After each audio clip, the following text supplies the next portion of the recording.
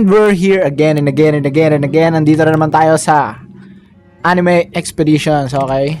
And nakuha ko ang secret na pinakamalupit. Grabe, sobrang ganda na ito. Hindi ko na na-videohan or na-record ang pagkuha ng Unbound sa kanya dahil grabe, sinaglit ko lang at least 2 to 300 lang yung yung nagastos ko na traits sa kanya. And hindi naman na kailangan i-record yon. And ang kailangan na lang dito ay i-showcase ang isang secret.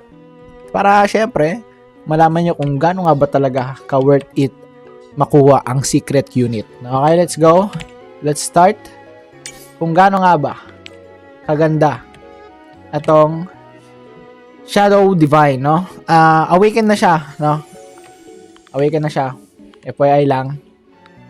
And sa unang damage 1.7. And wala siyang buff.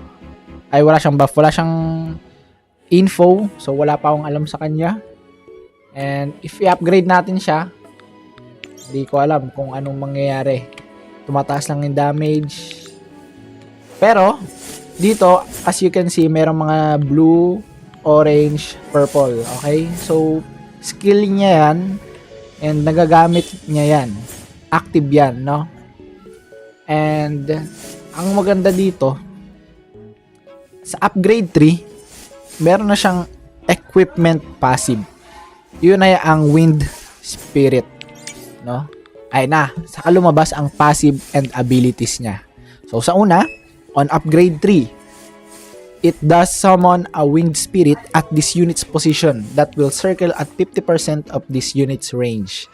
So, yung 50% ng range ng unit natin, 50% ng sabihin natin 30, 15. Ibig sabihin 15 yung kanya, yung sa winged spirit.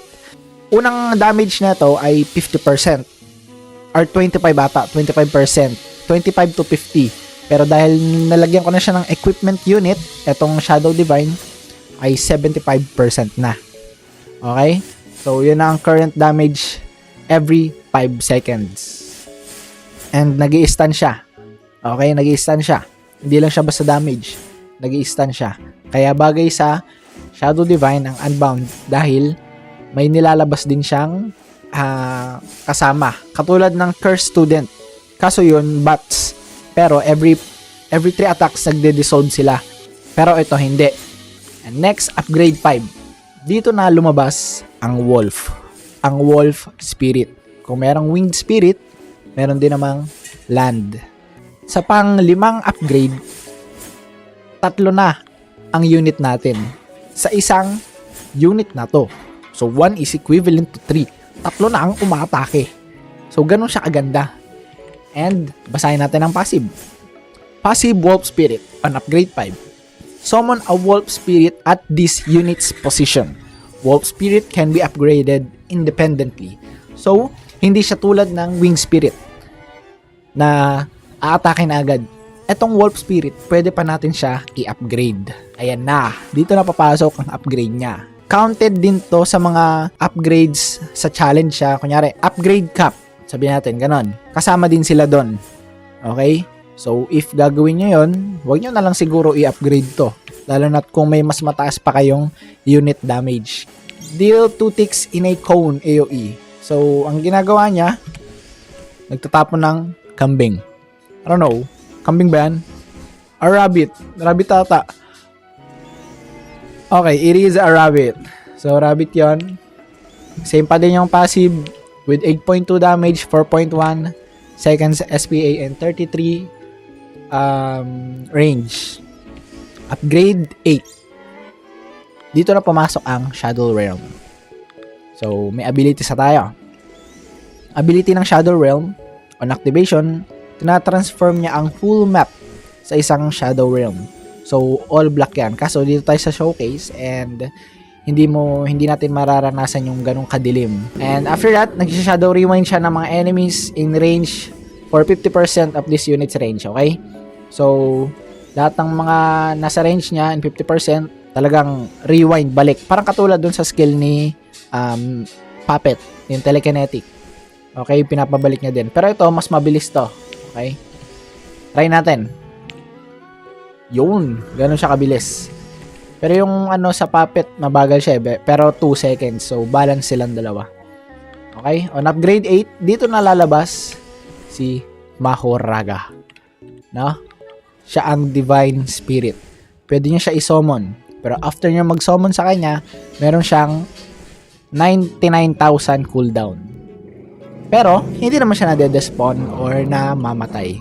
Ang side effect, may stun ang divine, ang shadow divine, ang unit natin. No? For 15 seconds. Okay, try natin. Ayan, as you can see, na-stun siya ng 15 seconds. 11, 10, 9. Pero, eto nabuhay na. Si Spirit General. So, ganon kaganda ang isang secret unit, ang Shadow Divine, with Unbound ha, with Unbound. Tapos, nagbibigay ng 25% damage buff to all magical units. So, ayan, nabigyan siya ng 25. As you can see, ganon kataas.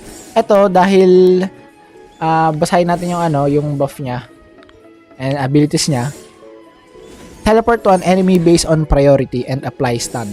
So, may dalawang stun na tayo. Yung una sa Winged Spirit, and next yung sa Spirit General.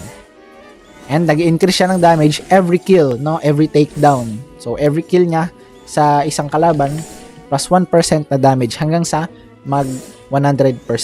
Kung ang base damage ng Spirit General ay nasa 16 or 15,000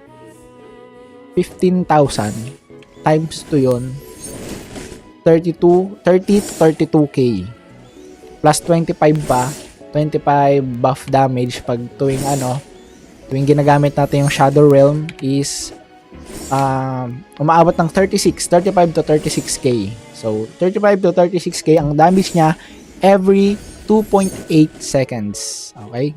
Ganon kabilis and ganon din kasakit. So ito yung sinasabing every 10 seconds stun. So, tawag doon execution cycle. So, magte-teleport siya kung ano ang priority and aatakihin niya with stun, okay? So, para yung pagbagsak niya, may stun kasi nag-animation pa siya. So, balance talaga yung Spirit General. So, hindi siya balance, sobrang OP niya eh. Kasi, isipin nyo, isang unit lang ang ilalapag mo, pero pag max upgrade na, 4 na ang aatake. May Wolf Spirit, may Winged Spirit, and may Spirit General, and may Shadow Divine. See? 4 sa isang unit. Ganon kaduga. OP siya para sa akin. Kasi, ang daming atake, may stun, may slash, and may cone AoE, and may Spirit General na humahabol sa'yo na hindi ka tatantanan hanggat hindi ka namamatay. And ganon siya kasakit. And sana, kung trip nyo talaga magka-secret or hindi nyo trip magka-secret, pues sana ito na ang sign nyo para magkaroon ng secret. Talagang worth it talaga mag-grind ang Shadow Divine. And sana i-grind nyo na to kasi pag nagkaroon pa ng another secret, mahirapan na kayo makuha niyan dahil 50-50 na ang chance kung sino ang makukuha nyong another secret. And I hope naintindihan nyo ang mga explanation and showcase ng ating secret na Shadow Divine. Sana i-grind nyo na to dahil solid to. Uy. Bye-bye! Woo-hoo!